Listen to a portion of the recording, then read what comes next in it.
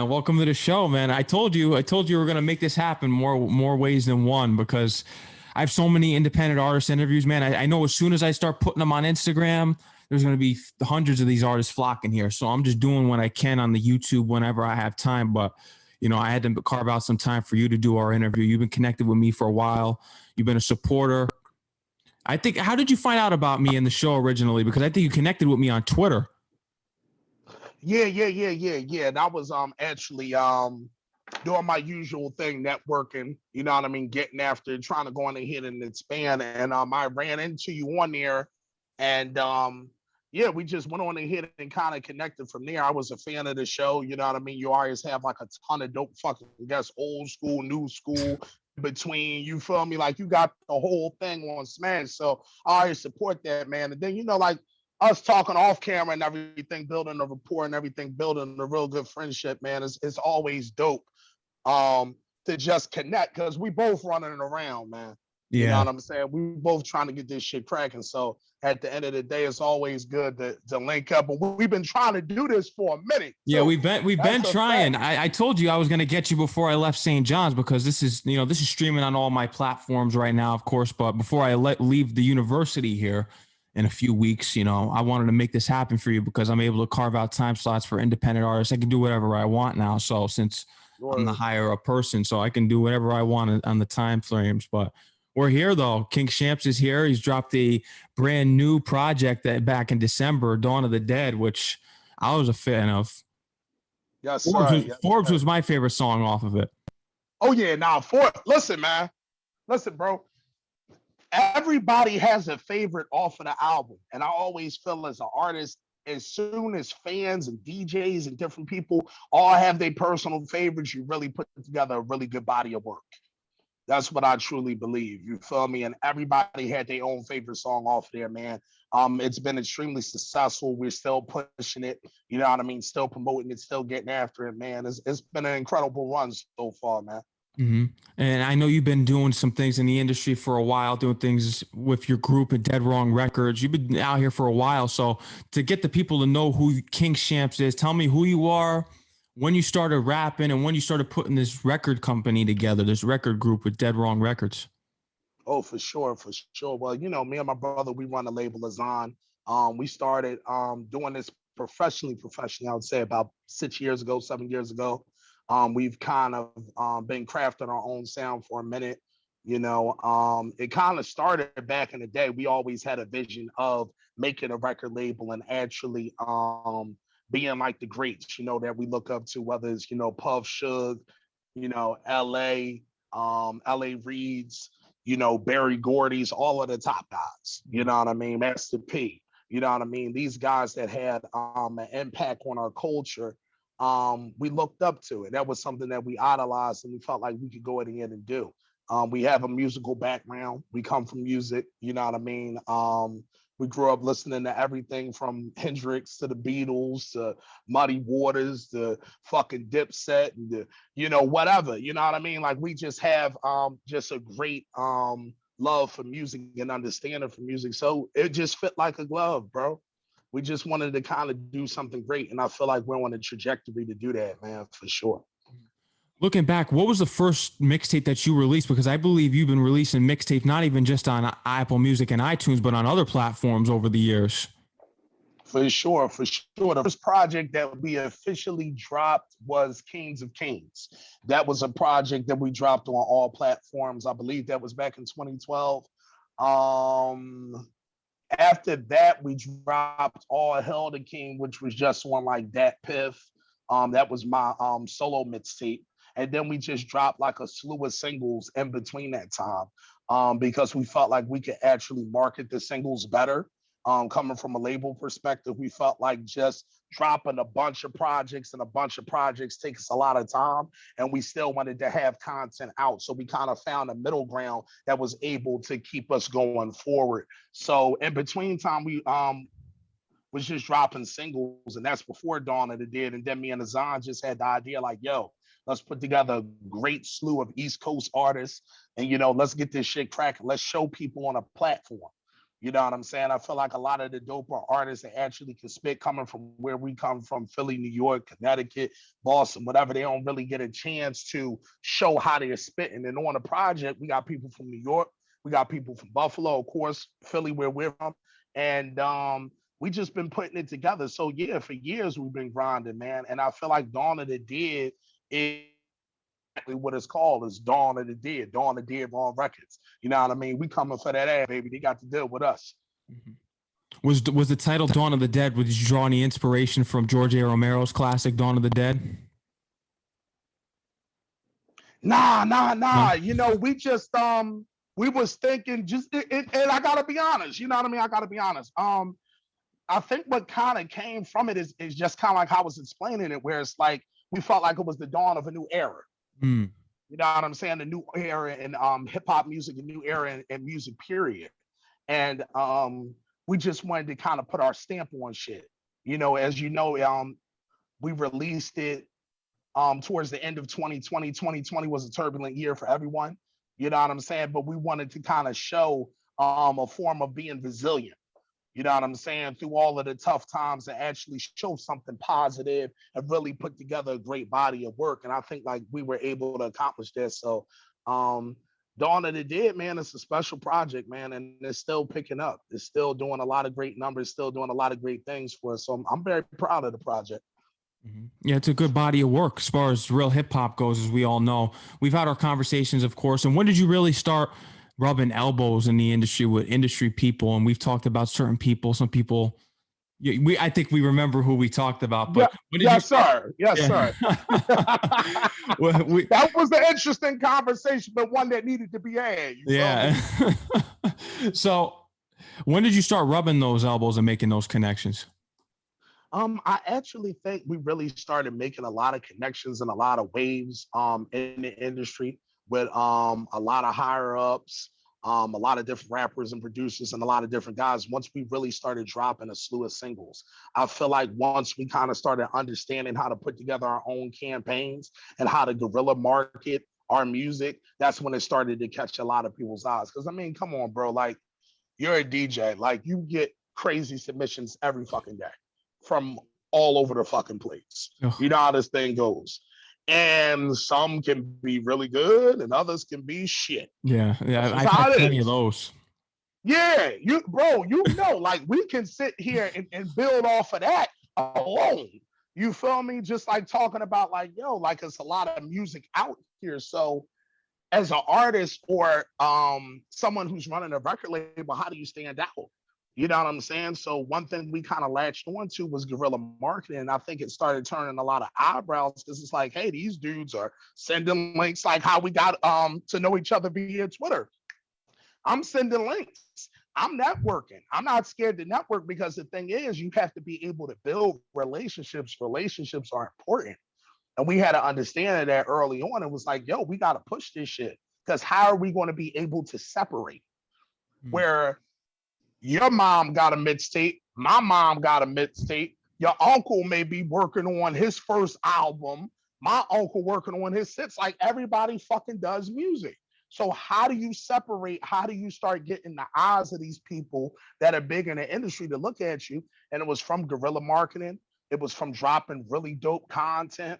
It was about doing really good interviews, you know what I mean? Which also kind of falls in the content umbrella, and really just pushing, man, you know what I mean? And networking. Networking was the biggest thing.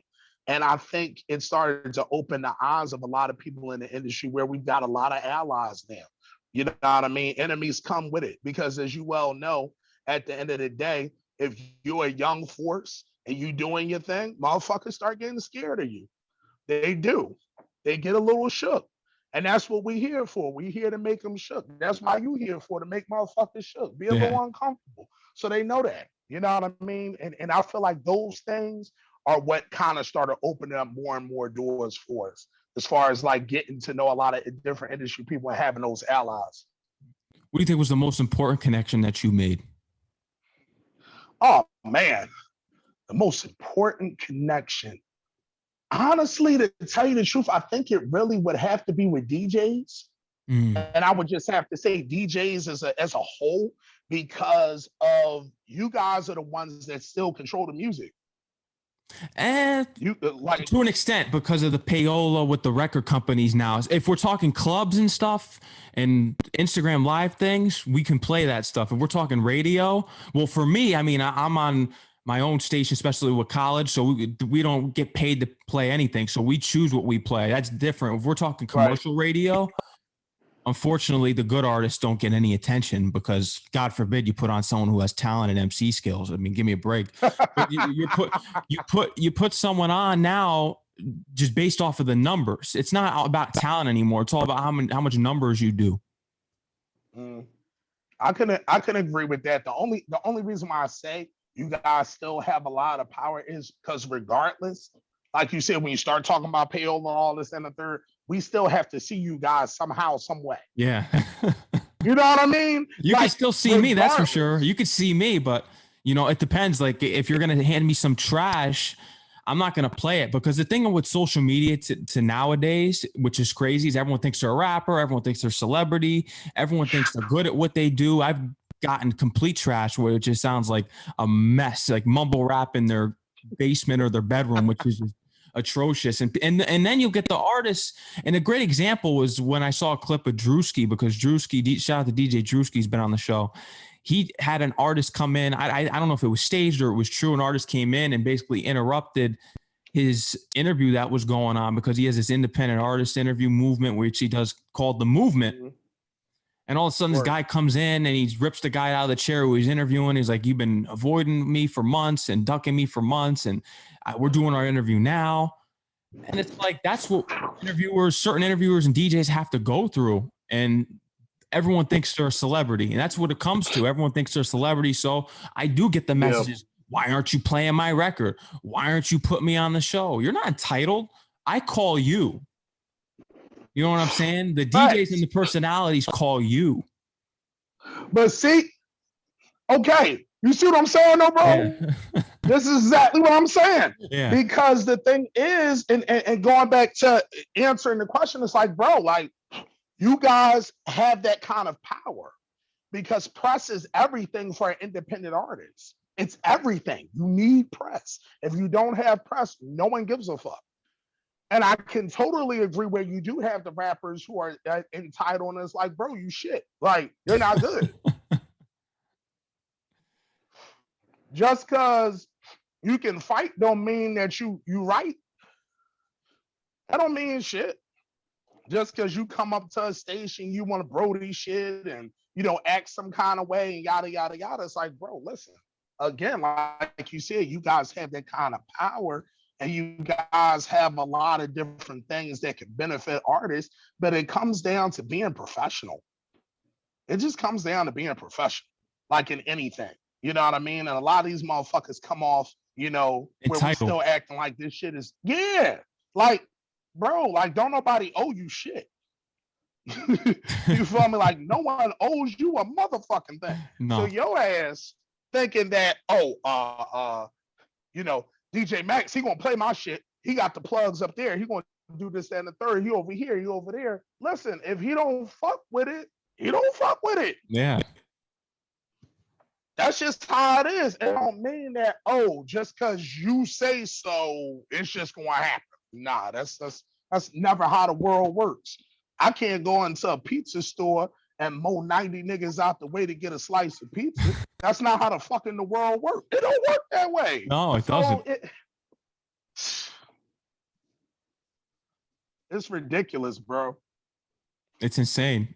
It's insane. And then when the artists come with you, I'll pay you. You don't have to pay me to play your records. I'm not going to sell my soul. Even if your record's garbage, I'm not going to take the money to play it, because I'm not even going to do that. I have had people offer me to play their records, and no, I turned it down. I'm not going to take the money and play your records because I don't like the records, and I'm not going to take anyone's money regardless. I think that's foolish to play your record. You're going to pay me your money to play a record? That's crazy. That's crazy. That's the same things when we have opportunities when I have opportunities to do interviews, and then there's certain people that want me to pay them to come on my show. It's not happening. I haven't paid no one to come on my show. Everyone that's come on my show has either wanted to come on, or if I have requested to come on, they wanted to come on. There's no, I didn't pay anyone a dime to come on my show. That's the fact. And you've had a lot, like, again, bro, you've had a lot of different motherfuckers come through. The legends have came through. The up and comers has came through. You know what I mean? And just independent titans that's just doing their thing. They've all came through and they respect what you're doing. See, the thing is, bro, I think in a lot of, just in life period, fuck the music industry, just in life period, I think that respect and integrity is just lost. You know what I'm saying? Like how motherfuckers just move as men of honor and men of value. That thing has just lost because everybody's chasing everybody, everybody's following everybody, everybody's doing shit for clout and some kind of form of acceptance. So when they see stand-up motherfuckers like me and you, where it's like, bro, like, I'm not paying you to play my shit. I've been played everywhere in the world, bro. Yeah. From FM, you know what I mean? Like, you can Google me, bitch. Like, the fuck? Like, I'm not doing, you know what I mean? Like, come on, same thing with you. It's like, bro, we put in a lot of legitimate work. So you're not going to come sideways at us. You're not going to say, oh, yeah, well, you can do this and the third. Nah. I got numbers in my phone a lot of motherfuckers can't even come in contact with. Same thing with you. And we play shit a certain kind of way because we're men of integrity and men of respect. Those things have been lost. So therefore, motherfuckers come off a little disrespectful. So when they get checked, they don't really know what to do. Where it's like, bro, I don't need you up on here. I done had everybody up on here. It's a privilege to be on here. Respected as such. Mm. You got that right. You understand it. Yeah. Bro, I know. We didn't talk, bro. We didn't talk countless times. Yeah. Like countless times, bro. So it's just like, I already know how you roll with certain shit. And like I said, you've built up a certain kind of respect and a certain kind of name. And I respect that. And so have I. You know what I mean? With Dead Wrong Records and the different things that we're doing, it's like, bro, like, not too many people can get on Urban Outfitters playlists. Not too many people can go on ahead and get a whole write-up on Underground Hip Hop Blog. You know what I'm saying? With no payola, no nothing. This is just straight off the muscle shit. Getting played all over the world, from Croatia to France to London to Japan. You know what I'm saying? Canadian radio stations, FM radio stations. Come on. Like, and still get played on DJ Premier and still have Hot 97 DJs playing your shit, still having fucking iHeartRadio motherfuckers playing your shit without you giving them no money. Like, y'all gonna respect what we do. We've built the reputations to do it, and we not sitting here bragging. Motherfuckers just stating the facts. Go Google it. Just about 100 motherfuckers that came through the show. Go Google it. It's work. Just Google it. That's all there is to it. That's it, bro. See, bro. The problem is when people actually say they Google it, shit, it's nothing to Google. It's free. How many episodes have you done? Oh, throughout my time? Yes. Wow. I'd probably say over 400.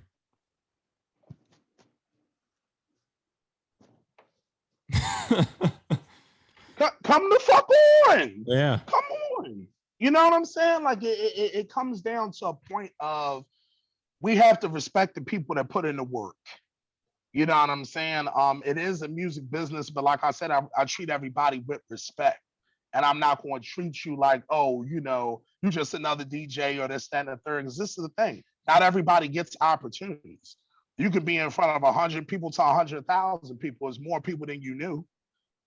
And you never know who these people could be connected with or who they're networked with. So treat everything with respect and come with some good products. Stop putting out bullshit. You got that right. Oh, man. King Shampz keeps it real 100%. What do you got planned for 2021 coming off of the last project here? Oh, man. Road to Peru. Road to Peru is the next project. Dropping a solo project. We're already in the works, getting a lot of things together behind the scenes and really making this the biggest project that we've ever put out. We're rubbing elbows with the right people. Like I said, Dawn of the Dead, us putting that out has opened up a lot of doors, not only for myself and my career, but everybody else on the label. You know what I'm saying? Even people that are associated with the label or associated with us, we the kind of people where it's like, yo, if you with us, you with us. You know what I mean? If you're not with us, you nothing. You know what I'm saying? That's just how we look at everything. So 2021, oh yeah, Road to Peru. A bunch of singles. You know what I mean? The artists are going to be dropping. Frio actually has a project out right now. Um Freezes, I believe, is out. Um Black's going to be dropping something real soon. Dropping a couple of singles, Caution and Ra. You know what I mean? We're going to have Pretty Bully coming out. She's nice. You know what I'm saying? So we've got a lot of different things in the works. You know what I'm saying? Behind the scenes and everything. And we just want to keep the foot on these niggas' necks, man. These motherfuckers is soft, bro. You feel me? They not spitting no real shit. And what Dawn of the Dead did, I feel, is give you that something mold, something new, something borrowed, something blue kind of flow. You feel me? Where the shit's still lit, you can play it over here, but you can't deny the bars. You can't deny the concepts. You can't deny the content. So I feel like Dawn of the Dead kind of set us up as almost like that was like the sacrifice fly to win the game. You know what I'm saying? Like it just was that, and that's how we feel. So yeah, 2021, we're gonna be running it up, bro. Road to Peru is coming out. We're gonna be dropping a slew of freestyles and just really opening up the game, man. Really opening up the game. I feel like the game was for the taking. You know what I mean? You look at a lot of these different groups and shit, they fall off because they're not good. No, you're It has exactly nothing right. to do after a while. Yeah. Exactly right. I think something that would really help you guys out. Do you have any visuals coming out? Because I think that would be Oh, something. for sure, for sure. That is definitely in the works as well. You know, this is the thing, bro, to be honest. I get asked the question consistently, why no visuals? Why no visuals? Um, because I want my visuals to be done correctly. Number one, I don't want to shoot a fucking corner store video just to say I got a fucking video. Mm. You know what I mean? I feel like videos are still works of art. You want your art to have the same quality. If you listen to Dawn of the Dead and the extravagant shit that we're talking about and the elaborate shit that we're talking about, the song has to be depicted in the right way in the video. We can't be rapping this shit coming out the bodega, nigga. The fuck? Like, that shit looks goofy and crazy to me. Like, we're not going to do that. And then this is the thing, too. We pride ourselves on the content. MF Doom didn't have a lot of visuals. No, he didn't. Millions of fans, not a lot of visuals. He built his shit off of his music and his enigma. And I feel like Dead Wrong Records has kind of done the same thing from a street level. And like I said again, as far as visuals is concerned, we want to make sure that everything is done right. We're not just going to shoot no bullshit. So when the visuals do come out, which we're in the process of making and creating the content, it's going to match exactly what you're hearing from the audio perspective. I feel like that used to go hand in hand. Like if you look at a video like Hypnotized by Big, I feel like that video and song went hand in hand. When you look at the Cream video from Wu-Tang Clan, that goes hand in hand. How Do You Want It by Tupac? You know what I mean? Like certain records, they have to go hand in hand with what's going on. So I feel like we just want to go in and keep that together, to be honest. Which record off Dawn of the Dead would you do the visual for first? Because I know you guys, as you mentioned before, you're very, very precise with doing the visual. So which one would you do off of Dawn of the Dead? That is a hell of a question, bro. Forbes niggas definitely would probably be one for sure. I feel like that record is a powerful record. Hot Shit would be a visual. I would do one for that. I feel like it's got like that kind of beat and that kind of tone where it could be like a really dope visual to shoot. Wave shit.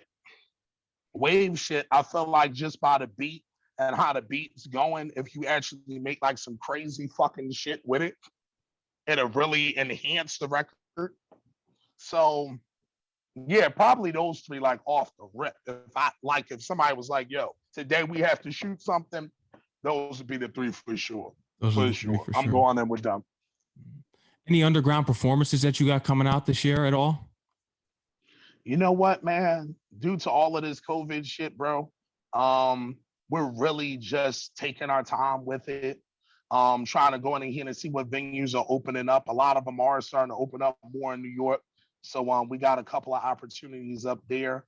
But definitely probably towards the end of the summer, all fall, definitely gonna be running. Because I feel like by that time, I think things will be a little bit more lax. People are still kind of itching and going back into place. You know what I mean? Inch by inch, going back into some degree of normalcy with this bullshit. So to be honest, probably like in the middle of the summer, you know what I mean, fall, once all the regulations and guidelines, once they make their fucking minds up with this crazy shit, then we can go on ahead and go to the proceedings this evening. You feel me?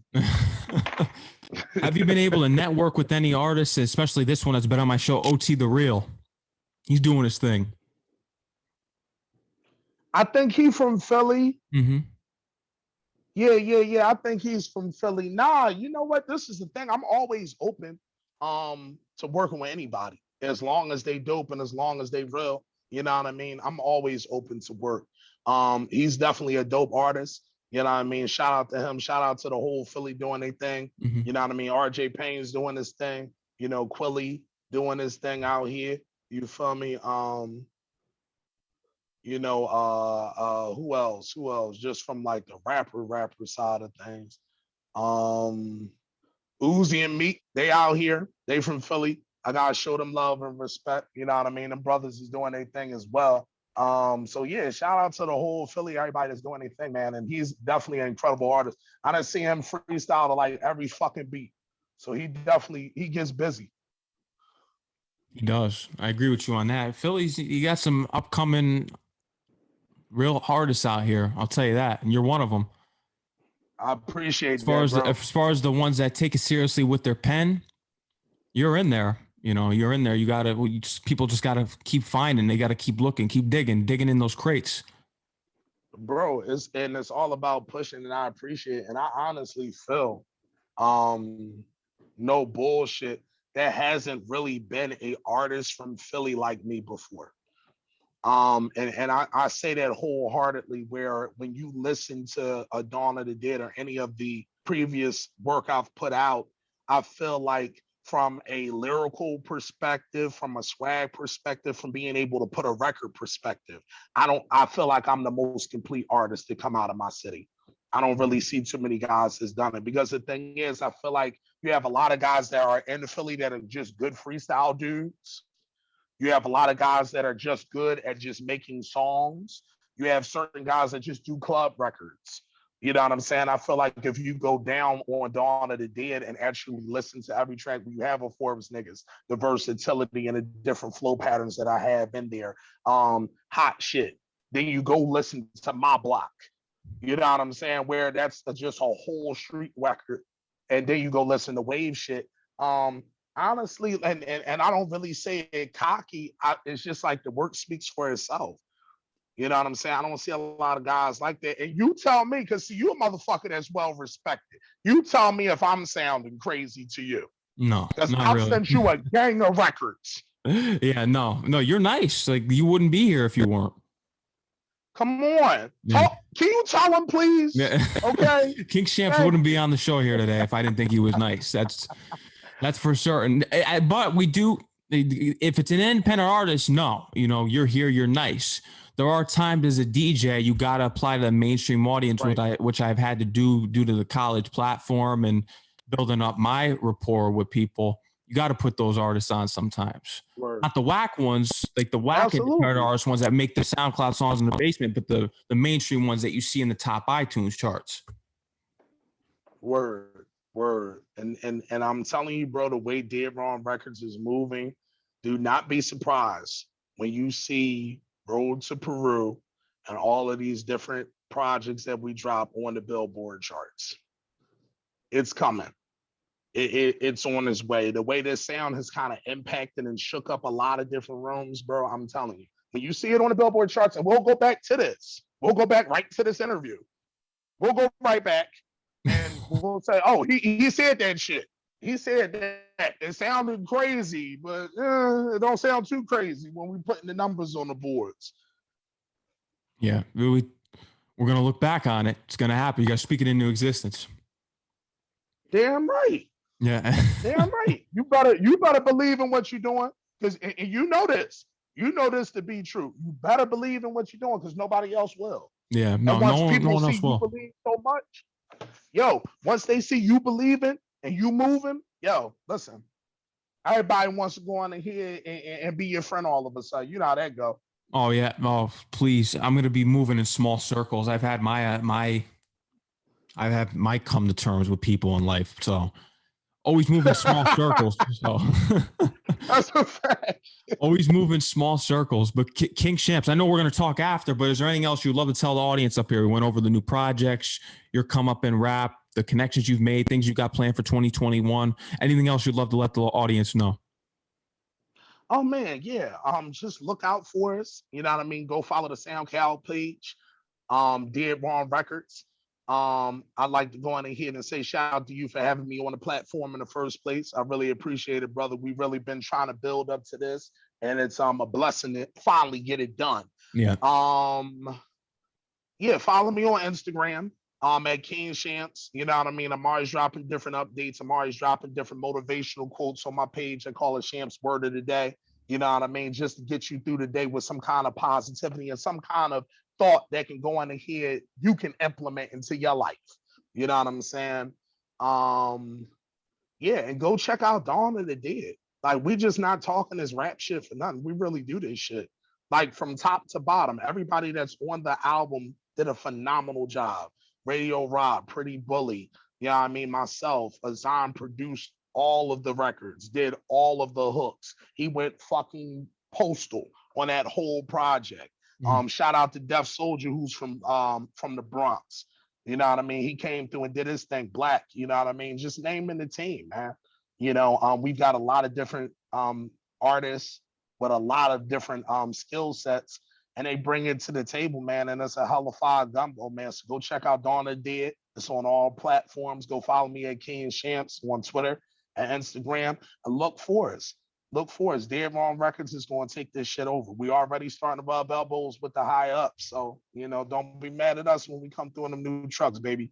Yeah. You follow King Shampz, go check out Dawn of the Dead. Dead Wrong Records are on the right path. If you love real hip hop, you respect lyricism, this is where it's at. You know, trust me on that. And I'm the one who keeps it real all the time. I'll tell you, this is real hip hop right here. King Shampz, I want you to enjoy the rest of your day, man. Thank you for coming on the show.